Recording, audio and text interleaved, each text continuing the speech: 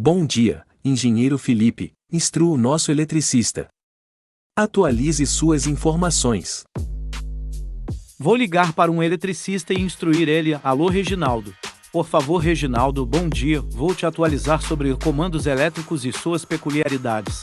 E o que são comandos elétricos? Os comandos elétricos são o princípio da automação através de suas lógicas de comandos e acionamentos. Sua função é realizar o acionamento de máquinas e equipamentos como os motores trifásicos, por exemplo, que são comuns de serem encontrados nas indústrias.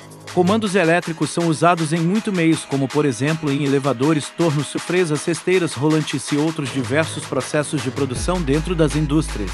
Ou seja, os comandos elétricos dividem-se basicamente em circuito de força ou de cargas, onde são ligados os motores e equipamentos. Circuito de cargas. O circuito de cargas pode ser monofásico, uma fase, bifásico, duas fases ou trifásico, três fases, onde as quantidades de cargas elétricas utilizadas representam sua potência total. Circuito de comandos. O circuito de comandos ou de controle, onde os dispositivos de acionamento e sinalização são encontrados. Este local possui uma combinação de elementos que executam o acionamento das cargas e sinaleiros através de uma combinação lógica de elementos deste circuito. Componentes usados em comandos elétricos. Botoeiras são dispositivos de comando, que têm como função estabelecer ou interromper a carga em um circuito de comando a partir de um acionamento manual. As botoeiras mais comuns possuem contato do tipo normalmente aberto e normalmente fechado NF, permitindo diversas configurações. Algumas botoeiras possuem um dispositivo de retorno por mola que, após ser acionado, retorna para a posição inicial. Neste caso, são denominados botões pulsadores. Cada cor sinaliza o significado de cada cor em botões: verde da arranque e ligar partida, preto da arranque e ligar partida, vermelho parar, desligar, botão de emergência, amarelo inverter sentido, cancelar operação ou eliminar condição perigosa, azul ou branco de outras funções não especificadas. Agora as cores de sinalização para lâmpadas: verde máquina pronta para operar, circuitos e dispositivos em condição de funcionamento, vermelho estado de alerta e perigo, máquina normal parada por dispositivo de proteção ou emergência, amarelos valor próximo do máximo para grandezas como temperatura ou corrente, alarme visual de falha. Incolores, máquina em funcionamento normal, circuitos sob tensão e prontos para funcionar.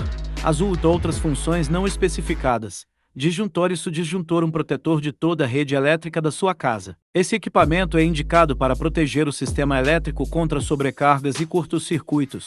O disjuntor D e N é um dos mais eficientes de sua categoria. Se dividem em três tipos: disjuntor unipolar, disjuntor bipolar e disjuntor tripolar. Toda vez em que a carga de energia é maior do que a suportada, o equipamento é programado para desligar, evitando que eletrodomésticos queimem. Relé. O relé é um dispositivo eletromecânico com inúmeras aplicações possíveis em comutação de contatos elétricos, servindo para ligar ou desligar dispositivos. É normal o relé estar ligado a dois circuitos elétricos. Quando a corrente elétrica que passa pelas bobinas é interrompida, o campo eletromagnético também é interrompido, ou seja, os contatos voltam para suas posições originais. Sinalizadores. Como o próprio nome já diz, os sinalizadores servem para sinalizar o operador de uma situação que requer a sua atenção.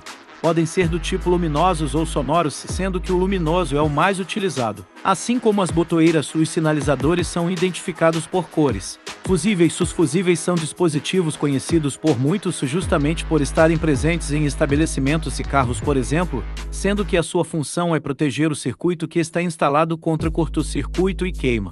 Contator. Contatores são dispositivos eletromecânicos que permitem o acionamento de cargas que exigem correntes maiores, como motores trifásicos e resistências industriais, por exemplo.